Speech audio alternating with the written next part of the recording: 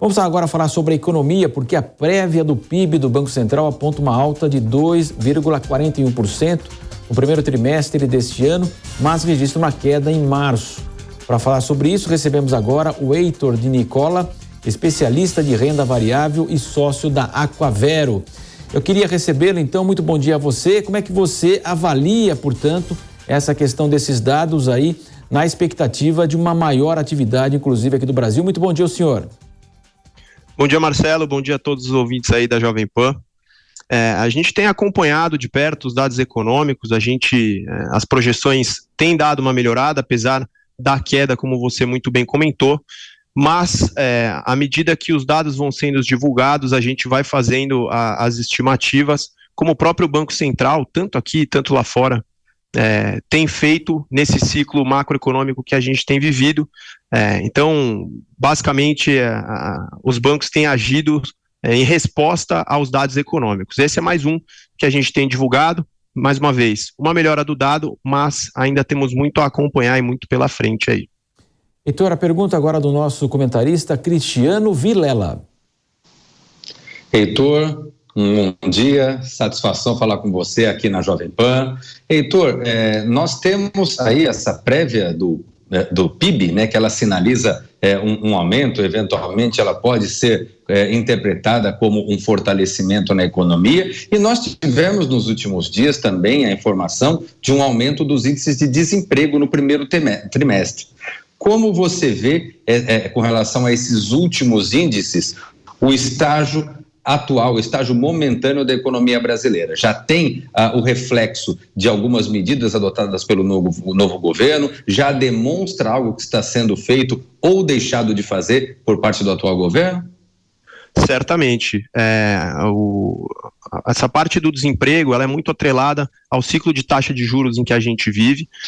Vale reforçar que a gente não está mais num ciclo altista de juros, ou seja, o Banco Central nas suas últimas reuniões não aumentou mais as taxas de juros, a gente está estabilizado no patamar de 13,75, mas ainda é um patamar alto e que a medida desestimula a economia de forma geral, exatamente na expectativa de desacelerar a um combate direto à inflação. A gente tem acompanhado, agora até deu uma esfriada esse atrito entre o governo e o Banco Central, mas ainda assim é uma resposta que a gente tem visto tanto do governo quanto ao Banco Central por diversas medidas no combate à inflação.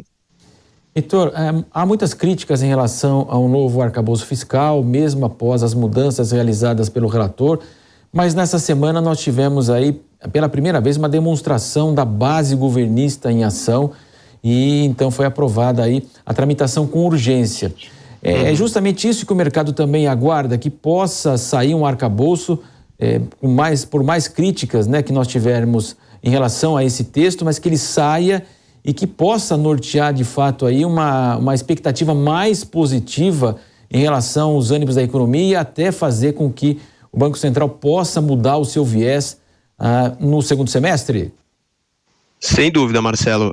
Na perspectiva do mercado, o arcabouço fiscal ele dá um direcionamento. Independente da interpretação de texto, vão ter sempre pontos a melhorar. Não dá para agradar a todos, sem dúvida. Então, a visão que o mercado tem sobre o arcabouço fiscal é para ter um norte para o risco fiscal que a gente tem no Brasil. Basicamente, olhando para o mercado de bolsa, esse direcionamento ele nos ajuda, nos direciona e, por consequência, diminui o risco e a percepção de risco. Existe uma frase de mercado que diz que o risco é o maior inimigo da bolsa, né? Então a gente tem acostumado a acompanhar esse dado, principalmente depois da notícia da urgência para a votação do arcabouço fiscal. Isso, dando norte, deve acalmar os ânimos no mercado e, por consequência, aí, a gente conseguir seguir essa tendência de alta que o mercado brasileiro tem seguido. Cristiano Vilela. Heitor, nesse sentido, qual que é a sua leitura com relação às taxas de juros no pós-arcabouço fiscal e, inclusive, depois numa futura eventual, possível aprovação da reforma tributária? Você entende que o Brasil pode passar a entrar num ciclo de queda de juros? Você entende que essa queda de juros ela será bastante acentuada? Qual que é a sua leitura e qual que é a leitura do mercado para os próximos meses, para os próximos anos? À medida que os dados, como eu comentei, forem sendo divulgados, a gente deve esperar uma resposta do Banco Central. A expectativa no começo do ano era que a gente já começasse a ter uma redução nos juros em meados ali de setembro, algo no segundo semestre de 2023. Ainda é o cenário base que a gente tem trabalhado, mas, mais uma vez, a gente tem que acompanhar toda essa agenda política, tanto do arcabouço, quanto das reformas, para que a gente possa, de fato, sentir isso na economia e aí sim, junto com os dados e com essa agenda, a gente começar a acompanhar os movimentos do Banco Central e ver se há, de fato, alguma sinalização do Banco Central para que a gente siga esse cenário base que em meados de setembro a gente possa começar a ter uma redução na queda de juros.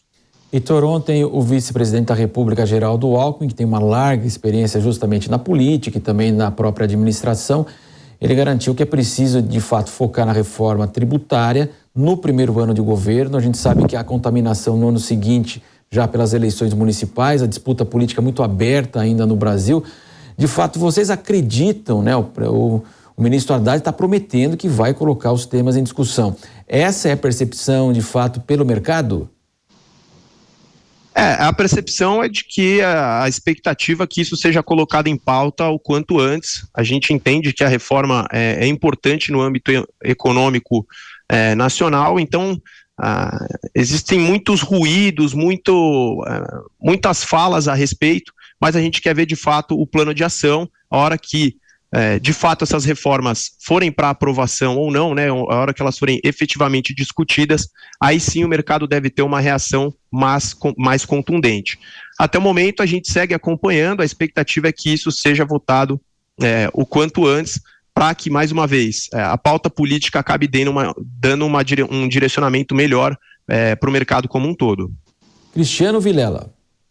Heitor, e como é que o mercado percebe, entende essas falas recentes do presidente Lula, de integrantes do governo, referentes contrárias à autonomia do Banco Central, contrárias ao presidente do Banco Central? De que forma você entende que isso pode impactar negativamente na visão do mercado e nos índices, nas taxas, nos elementos que advêm disso? É certamente algo negativo atacar a autonomia do Banco Central, a percepção do mercado é muito negativa com relação a isso, mas acho importante a gente pontuar aqui que, por mais que as narrativas políticas, o cenário político, ele tenha influência no mercado, já é uma discussão que a gente tem desde o começo do ano a respeito da autonomia do Banco Central, as críticas do governo atual aos patamares que a taxa de juros estão hoje. Então, num primeiro momento, isso trazia uma certa volatilidade para o mercado. Os patamares que a gente tem hoje, o presidente do Banco Central já se manifestou a respeito, ele foi em programas exatamente debater esse impasse que havia entre Banco Central e governo, mas é algo que a gente tem também acompanhado de perto, apesar do mercado ter descartado esse disse-me-disse que a gente tem visto nos últimos tempos. Agora, efetivamente, tirar a autonomia do Banco Central certamente não será muito bem recebido pelo mercado como um todo.